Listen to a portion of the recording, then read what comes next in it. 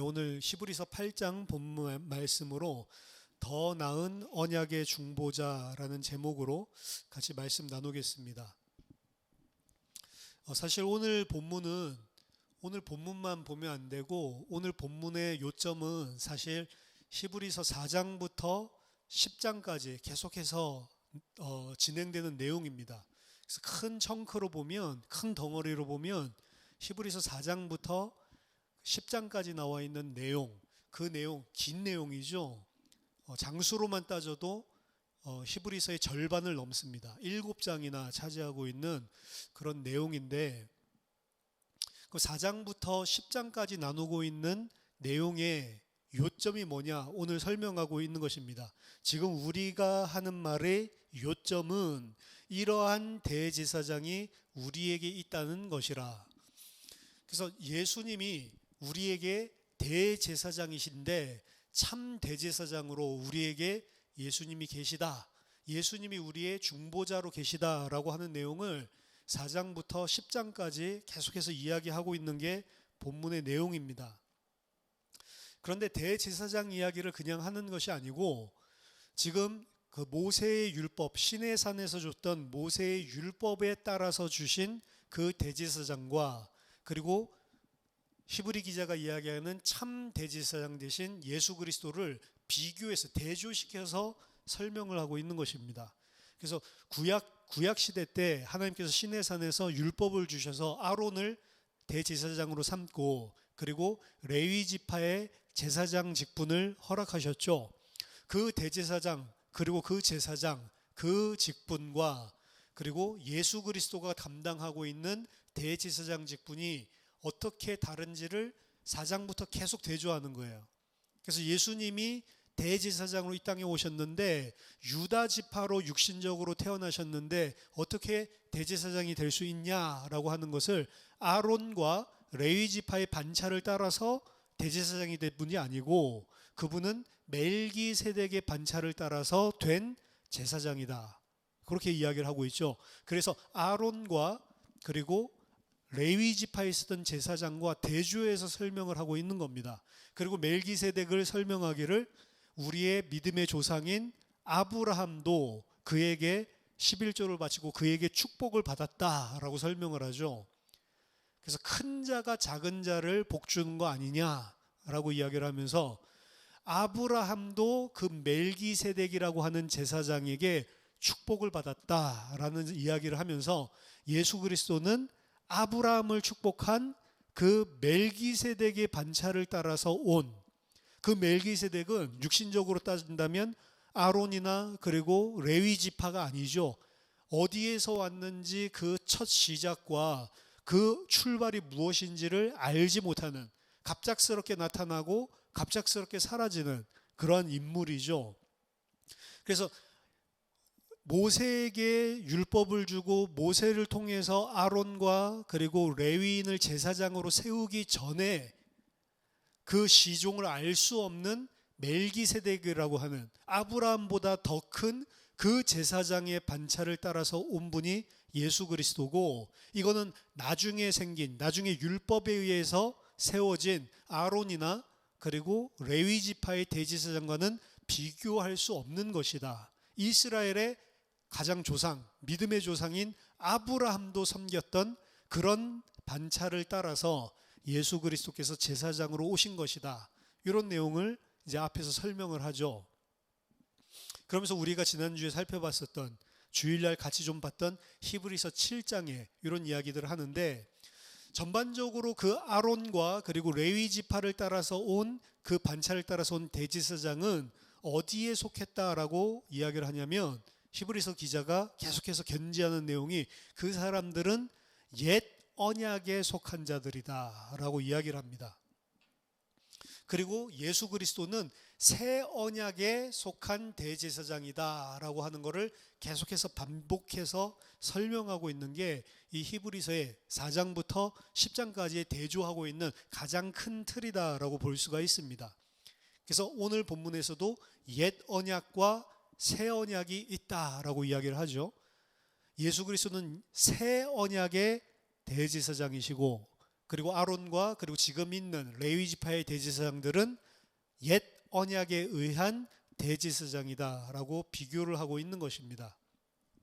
옛 언약이라고 한다면 우리가 구체적으로 이야기할 수 있지만 전반적으로 구약 전체에서 이야기하고 있는 율법, 그리고 하나님께서 주신 시내산에서 주신 언약, 모세 언약이라고도 이야기를 하고 시내산 언약이라고도 이야기하는 그게 옛 언약입니다. 그리고 새 언약은 신약이고 그리고 복음이고 그리고 예수 그리스도로 말미암은 언약을 새 언약으로 대조를 하고 있는데요. 자, 옛 언약에서는 레위 계열의 대제사장이 있었고 레위 계열의 대제사장이 하는 일은 백성들의 죄를 속죄하는 그런 제사를 집행을 하고 하나님께 죄 있는 백성들이 하나님과 함께 할 수 있도록 인도하는 그런 역할들을 레위 계열의 대제사장이 구약에서 행했죠. 예수 그리스도 마찬가지로 새 언약에서 백성들의 죄를 속죄하는 일을 감당을 합니다. 하지만 옛 언약에 있었던 대제사장들이 했었던 그 속죄는 불완전하다라고 이야기하는 게 이 히브리 기자의 중심 내용이에요. 옛 언약에 속한 대제사장이 백성들을 위해서 행했던 속죄는 불완전하다. 불완전한 것이 두 가지인데, 첫 번째는 옛 언약에 속한 대제사장들마저도 사실은 죄인이다. 그들 자신도 죄가 있는 죄인이다라는 사실입니다.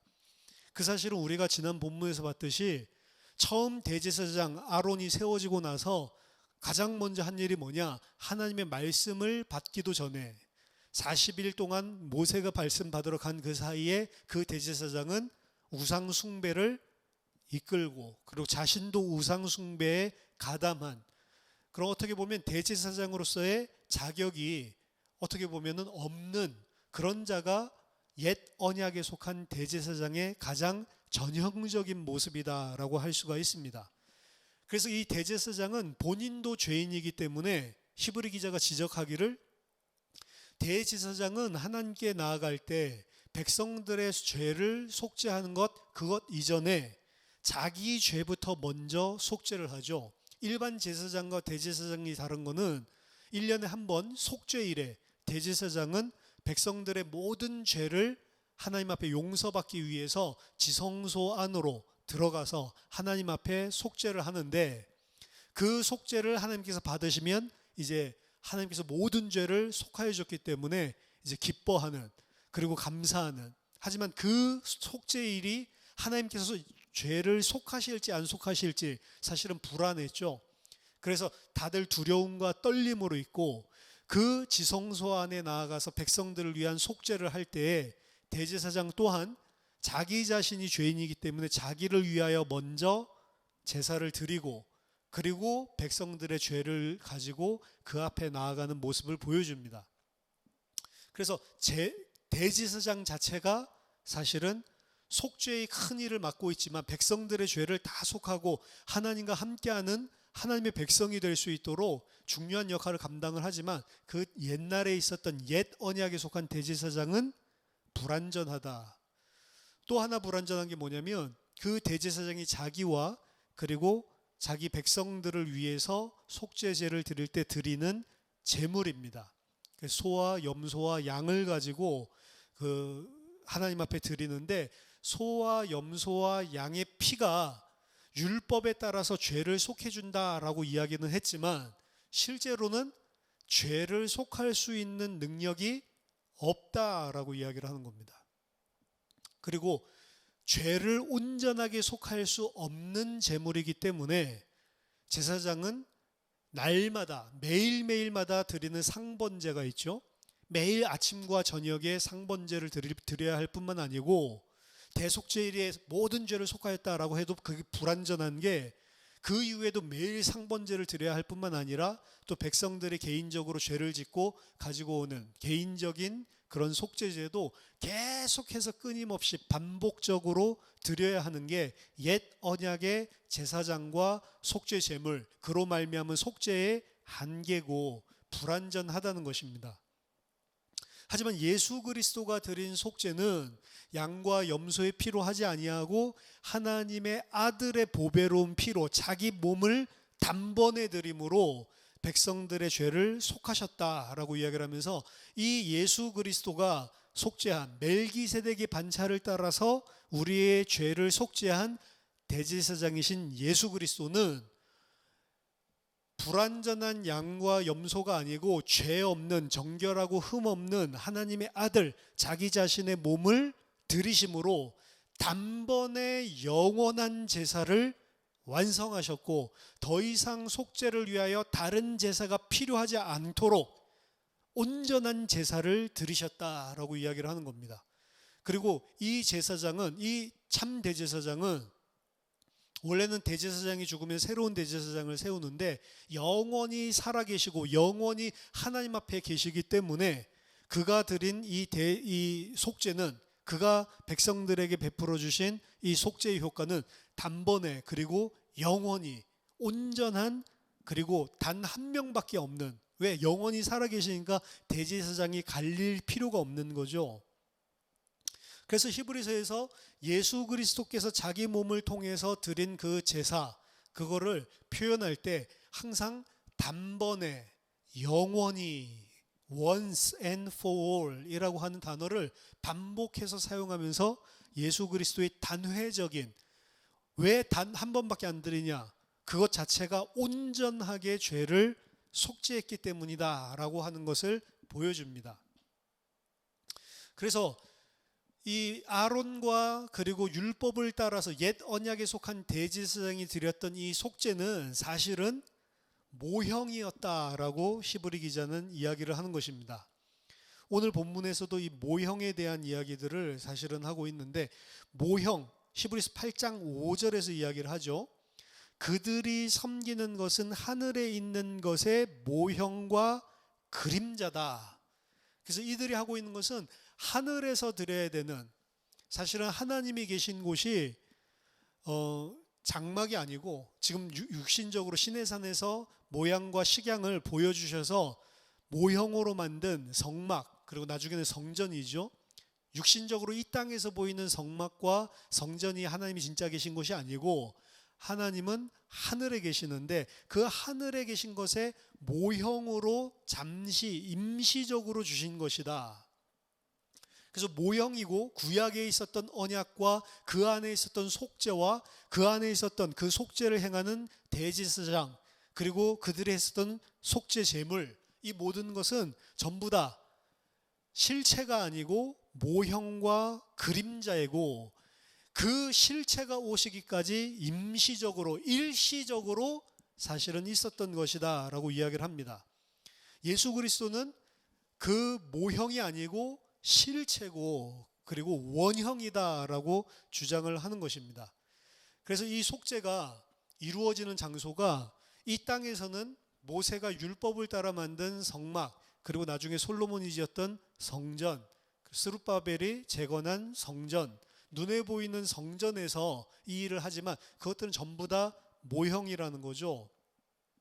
그래서 옛 언약 성막과 성소는 사람이 지은 장막이고 눈에 보이는 장막이지만 사실은 그것은 모형이고 그림자다. 새 언약에 있는 실체, 예수 그리스도께서 우리를 위하여 드리는 장막, 우리를 위하여 속죄제를 드리는 장막은 어디다라고 이야기하냐면 이것이 바로 예수 그리스도의 참 장막, 손으로 짓지 아니한 하늘에 있는 장막에서 예수 그리스도께서 이 우리를 위하여 속죄제를 드린다. 그래서 참 장막이라고 하는 표현, 그리고 손으로 짓지 아니한 장막, 하늘에 있는 장막, 하늘, 거기에서 속죄제를 드린다라고 이야기를 합니다.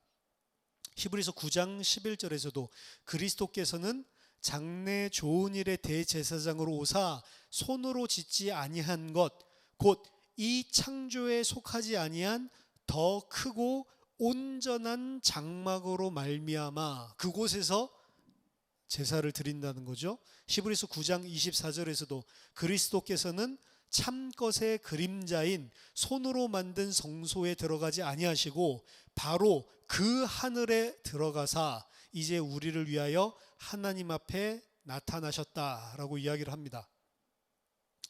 그래서 예수 그리스도는 오늘 본문에서도 이야기를 하고 있지만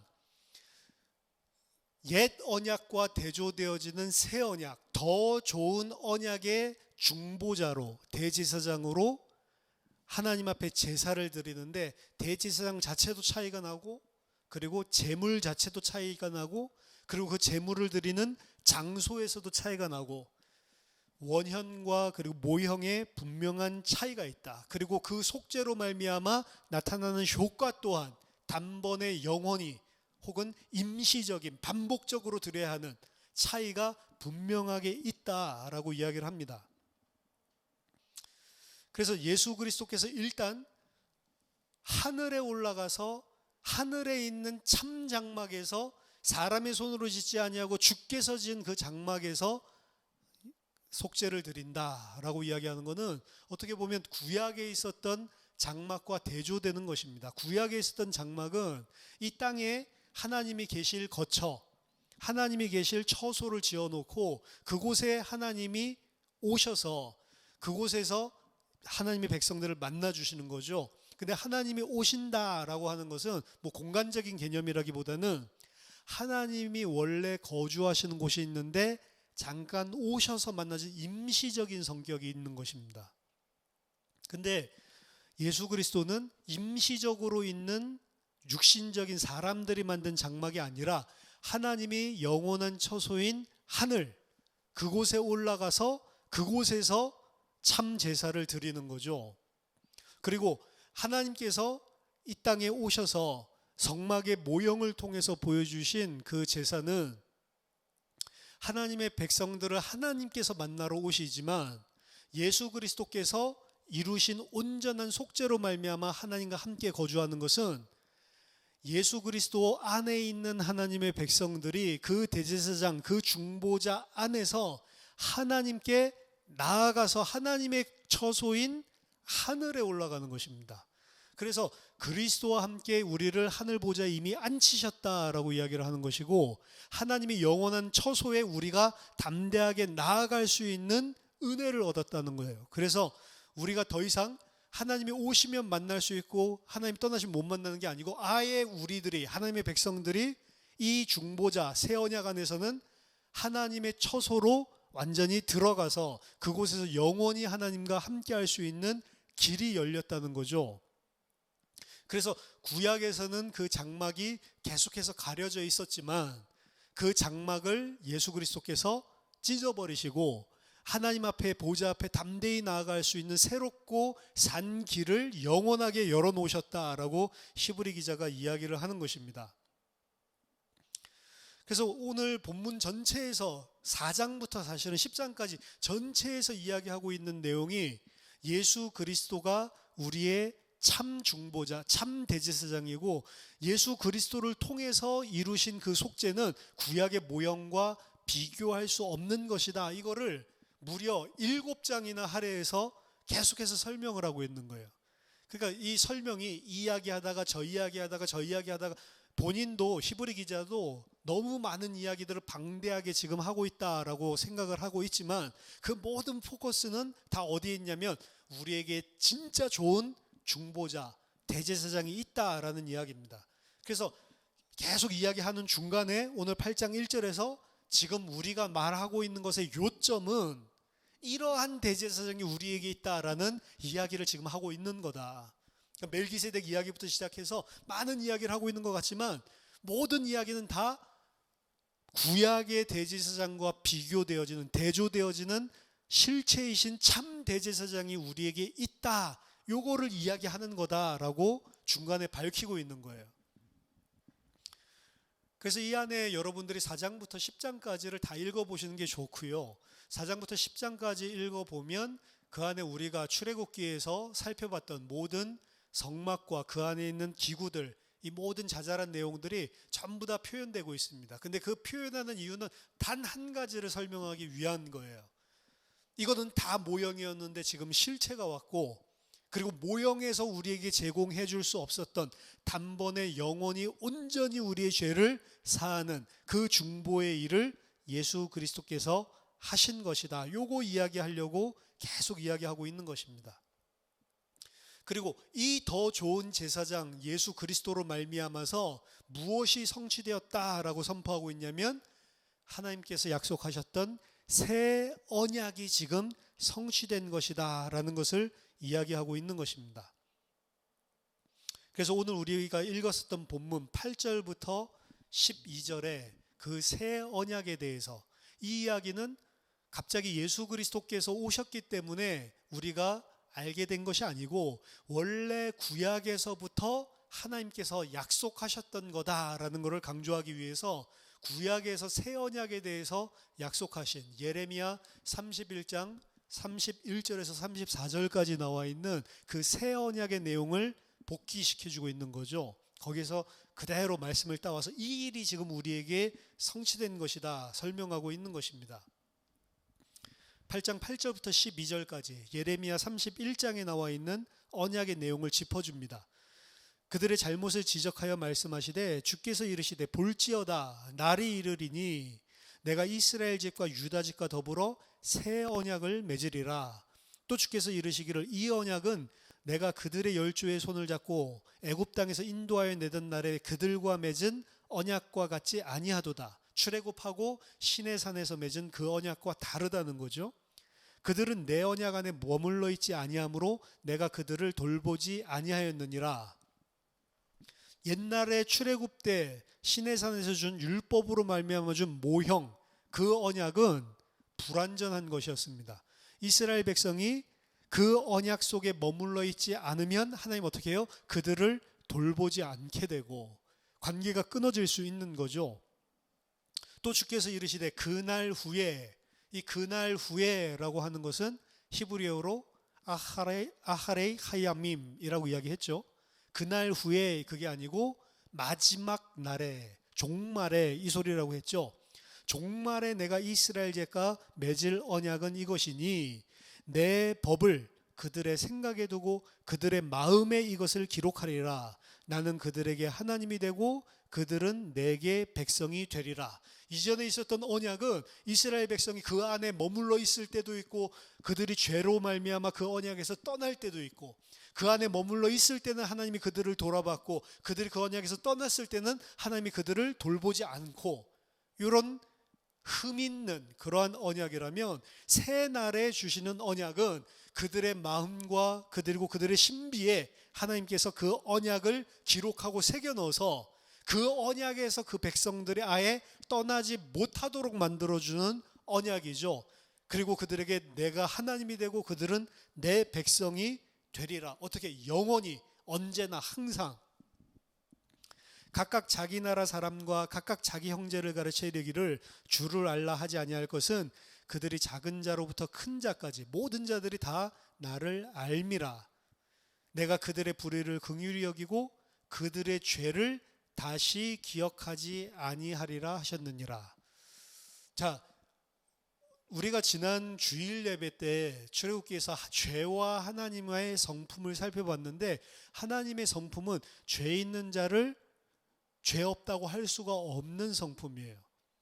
그래서 생명책에서 지우지 않는다 하더라도 죄 있는 자는 내가 반드시 그 죄에 대한 보응을 하겠다라고 이야기를 했죠. 그들을 죽여버리고 그들을 언약 밖으로 쫓아내지는 않았지만 그들에게 지난 우리가 32장 마지막 절을 보면 그들에게 하나님께서 재앙을 내리셔서 치시는 장면을 볼 수 있죠. 근데 오늘 본문에 그 새 언약, 그 마지막 종말의 일을 그 새 언약 안에서는 하나님이 어떻게 하시냐면 그들의 죄를, 그들을 긍휼히 여기고 불쌍히 여기서 그들의 죄를 다시 기억하지 아니하리라 라고 하신 약속이 새 언약입니다.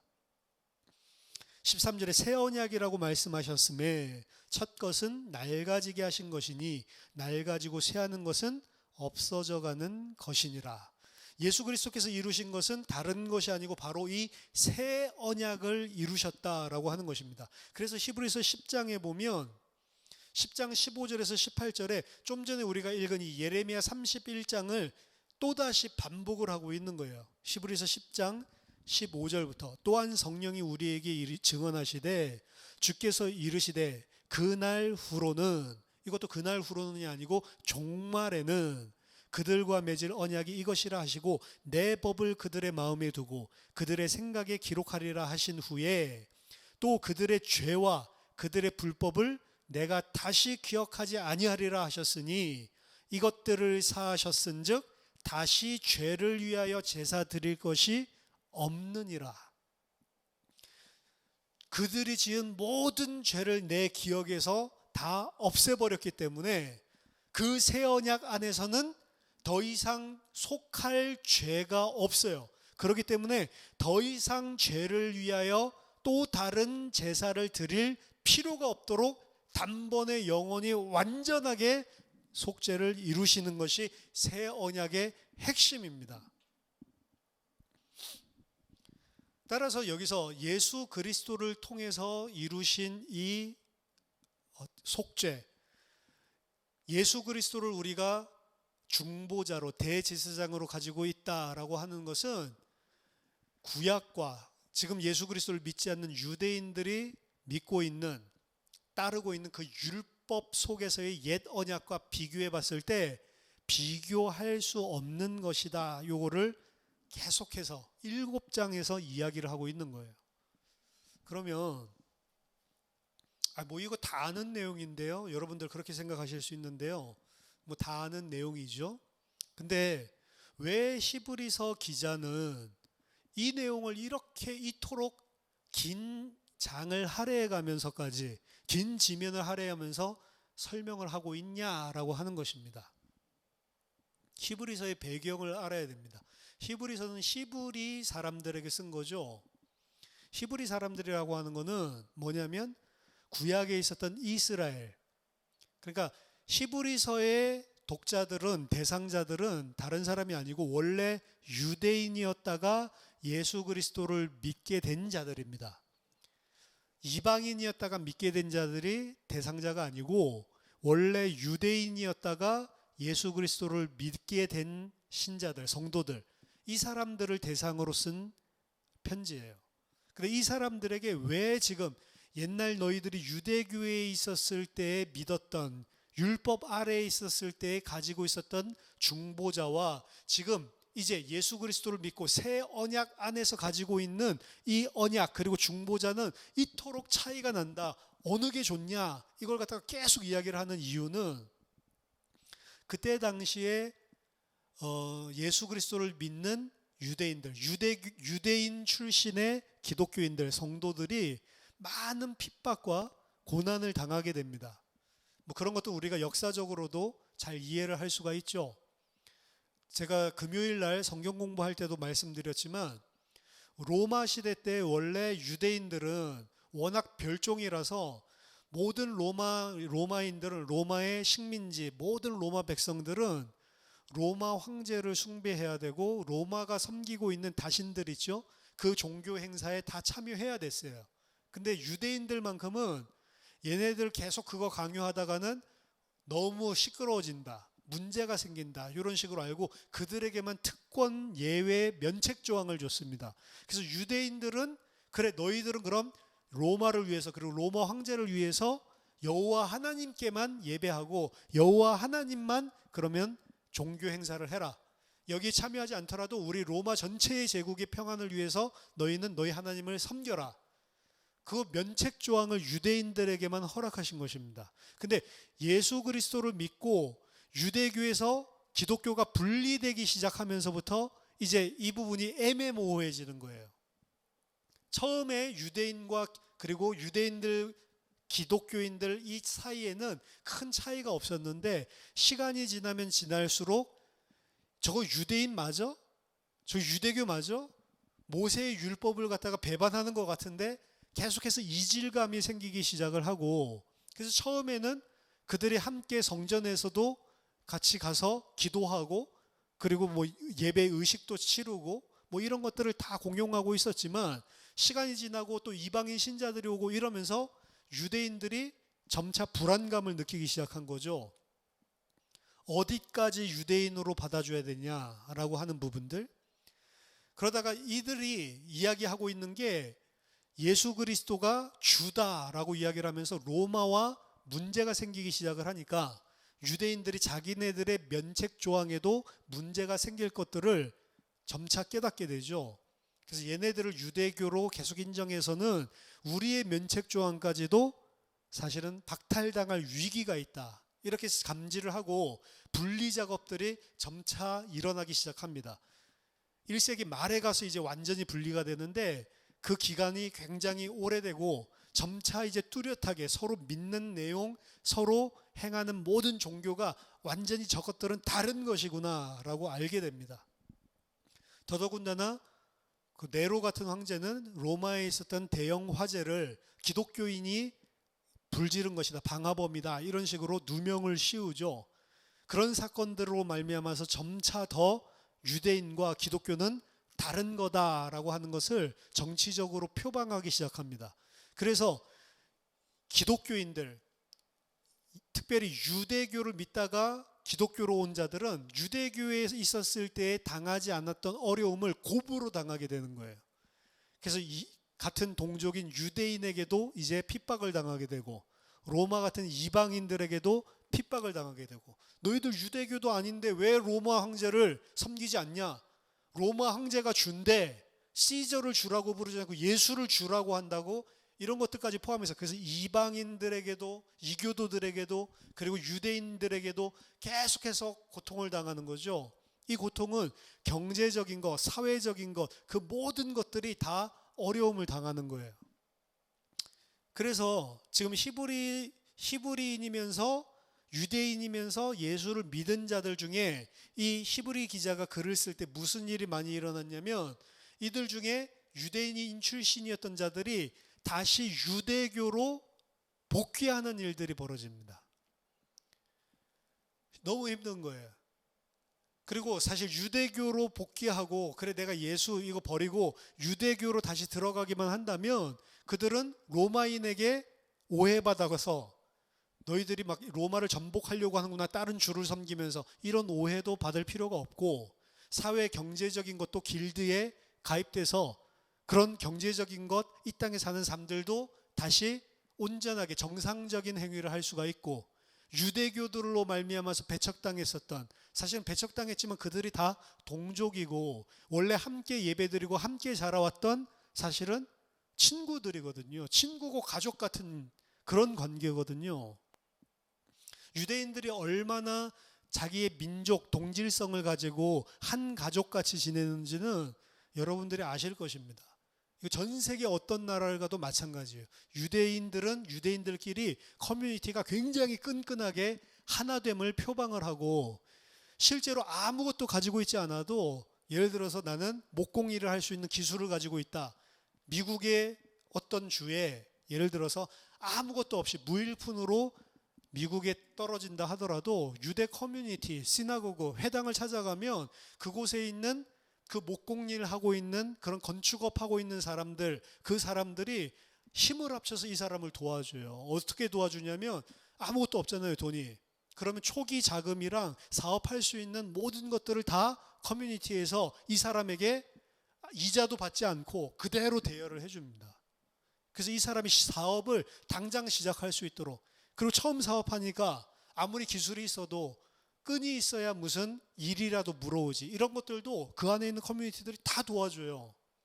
그래서 유대인은 유대인 동족들 있는 커뮤니티에만 가면 어떠한 곳에 가도 그들과 함께 살아남는 가족 같은 끈끈함이 있단 말이죠.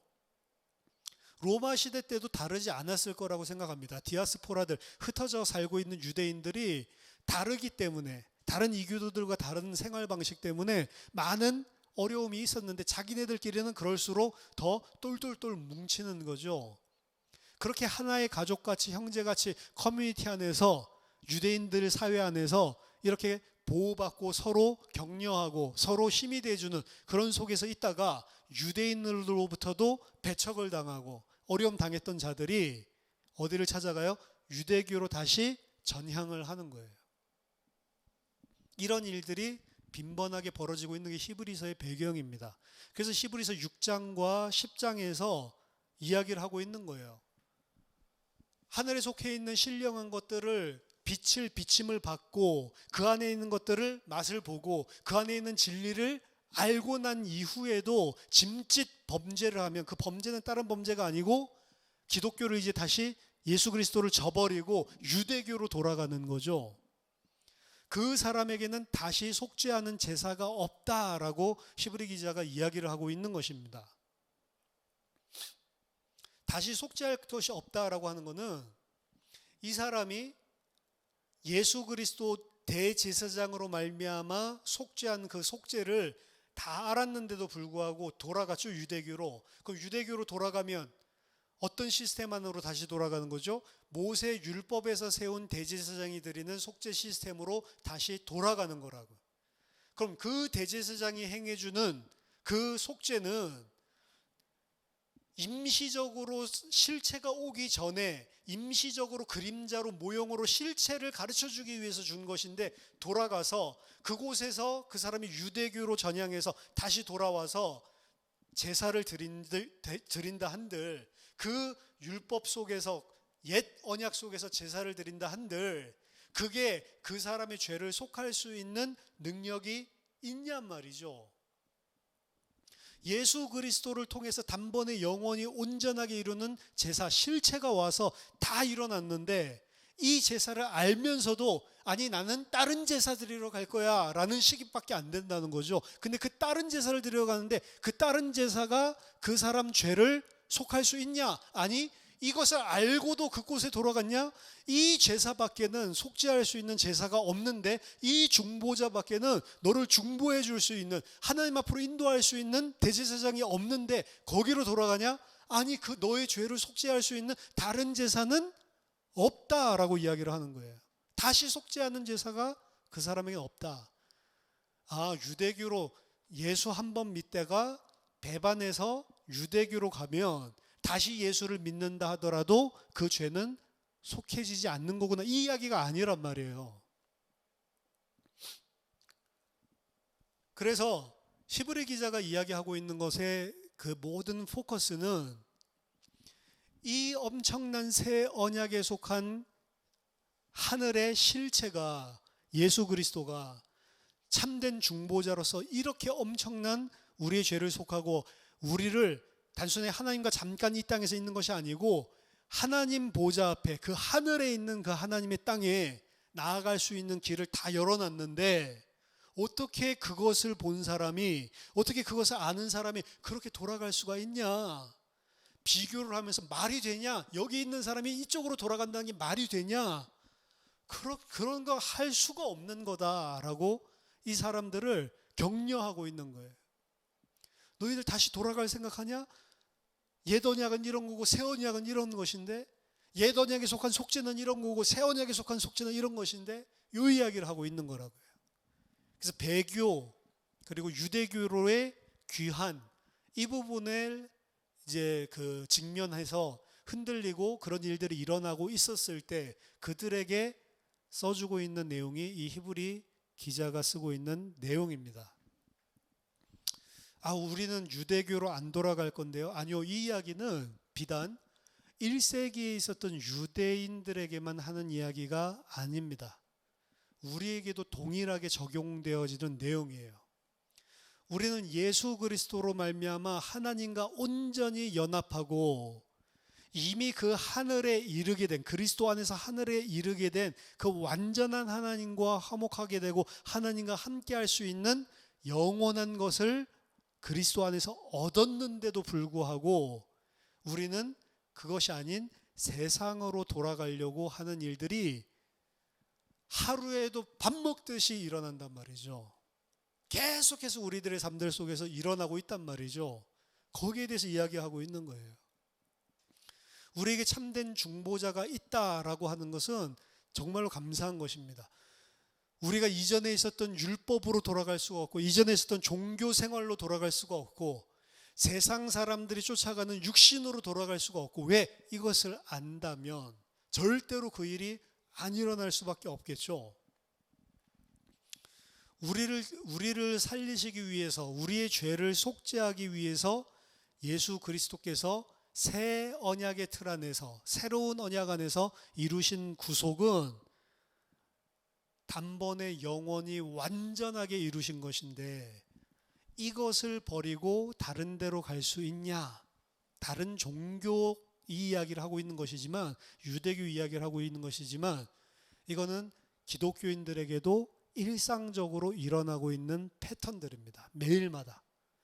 매일마다 우리는 새 언약에 속한 사람으로 살지 못하고 또다시 옛 언약 혹은 이방인, 세상 사람들이 살고 있는 옛 틀 속으로 계속해서 돌아간단 말이죠. 우리의 죄성들 때문에.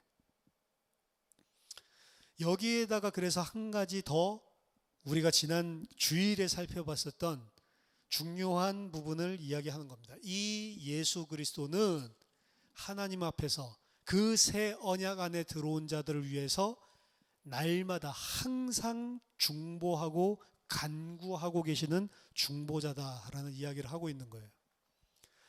그래서 한번 예수 그리스도 안에서 영원한 생명을 가진 자는 돌아갈 수도 없거니와, 빈번하게 우리가 계속 그곳으로 돌아가고 그 불신자, 그 세상의 삶으로, 육신적인 삶으로 계속해서 흔들리고 돌아가고 왔다 갔다 하면서 범죄한다 할지라도 어떻게 하신다고요? 우리를 위해서 끝까지 놓치지 않고 중보하시고 우리를 단번에 영원히 완전히 그 죄를 속하는 일을 하셨기 때문에, 하나님이 그 중보를 통해서 우리를 죄를 사하신 것은 너희 죄를 아예 기억하지 않겠다, 완전하게 주신 구원이라는 거죠. 자, 이것을 알고도 돌아가는 사람이 있다라고 한다면 그 사람은 이것을 지식으로 안 것이지 실제 그것을 믿어서 거듭난 하나님의 백성은 아닐 것입니다. 이 새 언약이 무엇인지 우리가 정신을 차리면, 아, 내가 또 믿음이 없어서, 내가 또 내 죄성으로 인해서 또다시 이렇게 돌아가고 있구나. 우리는 이 안에 있다는 사실을 감사하고 떠올리게 돼 있어요. 근데 이게 우리가 마치 단기 기억 상실증 걸린 것처럼 계속해서 까먹는단 말이죠. 그래서 우리는 말씀이 필요한 것입니다. 말씀을 통해서, 예배를 통해서, 개인이 하나님 앞에 무릎 꿇는 기도의 시간을 통해서 어떻게 보면 계속해서 우리가 그리스도 안에서 무엇을 받았고 그리스도 안에서 내가 하나님과의 관계가 어떻게 회복되었는지 그 사실을 계속해서 상기하는 것입니다. 특별히 여러분에게 좋은 일이 생길 때, 이럴 때는 흔들릴 이유가 없겠지만, 오늘 히브리서의 독자들처럼 그들이 견딜 수 없는 환난과 핍박과 경제적인 곤고함이, 육신적인 많은 문제들이 터졌을 때, 그때에 이들이 유대교로 돌아가려는 것처럼 우리가 문제들이 발생하고 사건들이 발생하면 우리도 모르게 마치 새 언약에 속하지 않은 것처럼, 옛 언약에 있는 사람들처럼 우리의 생각과 마음이 계속 회개한다는 거예요. 그래서 오늘 말씀은 우리가 잘 기억하는 것이 중요합니다. 우리를 구원했다, 우리의 죄를 속죄했다, 예수 그리스도께서 우리의 구원을 완성했다라고 하는 것이 무엇인지를 계속 우리는 상기시켜 줘야 되는 것입니다. 특별히 어려움 당한 분 계십니까? 고통과 그리고 좌절과 염려와 불안 가운데 빠진 분 계십니까? 그때 그 문제에 집중하지 말고 예수 그리스도께서 나에게 무엇을 이루어 주셨는지를 빨리 상기시키고 돌아가야 되는 거예요. 그래서 그리스도 안에 우리가 들어와 있지만 우리 올해 표어가 그리스도 안에 뿌리를 내리는 하나님의 백성, 성도인데, 그리스도 안에 뿌리를 내려서 흔들리지 않고 견고하게 선 것과는 차이가 분명히 있습니다. 여러분들이 시간이 지나고 시간이 지날수록 이 사실에 대해서 계속해서 알아가게 되고, 이 사실을 정말로 계속해서 알아가게 되면서 확신하게 되고, 이 믿음이 뿌리 내리기 시작하면 이전에는 흔들렸었던 일들, 이전에는 염려했던 일들, 이전에는 불안했던 일들이라도 그 뿌리가 내리고 그 성장이, 그 믿음이 자라나기 시작하면서부터는 어느 순간부터 흔들리지 않는 여러분들, 어느 순간부터는 똑같은 문제, 아니 더 어려운 문제가 다가왔는데도 하나님을 신뢰하기 때문에 괜찮을 수 있는 그런 여러분들의 모습을 발견하게 되실 겁니다. 이 잘하는 것들이 눈에 보이지 않지만 긴 시간을 둘러보고 회상을 해보면 보여요, 사실은. 오늘 하루 이 말씀을 듣고 우리가 상기시키고 또 주일날 또 말씀 듣고 상기시키고 이렇게 하루하루 일주일, 뭐 2주일, 한 달 이렇게 볼 때에는 우리가 성장하고 있는지 안 성장하고 있는지 알지 못하지만 3년 전을 쳐다보고 5년 전을 쳐다보고 10년 전을 쳐다보고 예수 믿기 전을 쳐다보고 지금 모습을 보면 우리도 모르는 사이에 뿌리 내리고 있음을 발견하게 될 것입니다. 그래서 우리는 계속해서 어떻게 보면 이 말씀들 속에서 예수 그리스도께서 우리에게 이루신 구원이 무엇이고 무엇이 진짜 우리에게 힘이 되는지를 계속해서 발견을 해야 됩니다. 그렇지 않으면 어느 정도까지 가냐? 다시 유대교로 돌아가겠다. 이렇게 해서 배교한 사람들까지도 일어났다니까요. 그 사람들 중에 정말로 택함 받은 사람들은 다시 돌아오겠죠. 돌아와도 속죄하는 제사가 없다. 배교한 놈은 한번 배교했으면 다시는 예수 그리스도로도 이제 너희는 용서받지 못한다. 이 이야기가 아니라고 말씀드렸습니다. 이단에 빠졌다고 다시 돌아올 수 있는 거예요. 하지만 만약에 하나님의 백성이 흔들려서 유대교까지 갔다가 돌아왔다라고 한다면 어떻게 보면 그것도 다 하나님께서 그 사람을 인도하는 과정 중에 그것 때문에 더 견고하게 뿌리 내리는 과정이겠지만 히브리서 기자는 하나님의 백성 진짜로 우리가 가지고 있는 언약이 무엇인지를 알면 유대교로 갈 수는 없는 것이다. 그게 말이 되는 거냐? 그 맛을 봤는데 어떻게 돌아갈 수 있냐라고 이야기를 하는 거죠. 그래서 우리가 늘 뭐 예로 이야기를 하지만 예전에 아프리카에 갔을 때 아프리카의 남아공에 이 다이아몬드 광석, 다이아몬드 이 광산이 있어가지고 엄청나게 많은 다이아몬드를 채굴해 갔는데 이 서구인들이 아이들을 동원해가지고 다이아몬드 광석을 캐면서 자, 요거랑 똑같은 돌 가지고 오면 내가 사탕 줄게. 그럼 이 아이들은 사탕의 달콤한 맛에 빠져서 온 산으로 들로 흩어져 가지고 다이아몬드 원석을 캐온단 말이죠. 그럼 그 아이들에게 잘했다 하고 그 다이아몬드랑 그리고 알사탕이랑 바꾸는 거예요. 이 아이들이 그 다이아몬드의 가치를 알면 그렇게 할 수 있냔 말이죠. 모르기 때문에 그렇게 하는 거죠. 이 다이아몬드 하나면 그 알사탕이 문제입니까? 알사탕 하나랑 어떻게 그걸 바꿀 수가 있어요? 가치를 아는 사람은 절대로 할 수가 없는 거죠. 이와 같은 것입니다. 우리가 모르기 때문에 흔들리는 거예요. 구약의 제사장과 대제사장과 비교할 수 없는 속죄와 하나님 앞으로 인도하신 그것이 얼마나 엄청나신 것인지를 모르기 때문에 흔들리고 불안하고 염려하고 있는 것이지 알면 흔들릴 거리조차 안 된다라고 하는 거죠. 마치 홍해 앞에서 200만 명이 300만 명이 전부 다 두려워하며 떨고 있을 때 너희는 가만히 서서 오늘날 여호와께서 너희를 위하여 베푸시는 구원을 보기만 해라. 닥치고 있어라. 가만히 있어라. 모세가 알기 때문에 이야기한 것처럼 저와 여러분들이 말씀을 통해서 예수 그리스도를 통해서 우리에게 이루신 그 하나님의 구원이 얼마나 좋은 것이고 얼마나 능력이 있는 것이고 얼마나 감사한 것인지 계속해서 알아가시고 그 안에 그 어떠한 것들도 흔들 수 없는 믿음의 깊이 뿌리 내리는 은혜가 있게 되기를 예수 그리스도 이름으로 축원합니다. 기도하겠습니다. 하나님 아버지 은혜를 감사드립니다. 우리에게 온전한 중보자, 옛 언약 안에 있었던 대제사장과 비교할 수 없는 단번에 영원히 완전히 우리의 모든 죄를 속죄하시고 하나님 앞으로 우리를 인도하셔서 그 보좌 앞에 담대히 나아가며 예수 그리스도와 함께 그 보좌 우편에 함께 하늘에 앉히신 그 구원이 무엇인지를 알 수 있는 은혜를 주심을 감사드립니다. 하나님 그것이 무엇인지 날마다 깊이 알아가고 또 그것이 무엇인지 정말로 그 안에 뿌리를 내려서 하나님 이 세상 사람들의 것 하나님을 알지 못하는 자들이 추구하고 알지 못하는 자들이 가지고자 하는 것 때문에 흔들리거나 염려하거나 낙심하거나 낭만치 않는 그런 견고한 믿음을 가진 주의 백성들 될 수 있도록 하나님 오늘도 은혜를 허락하여 주시옵소서. 살아계신 주 예수 그리스도 이름으로 기도하옵나이다. 아멘.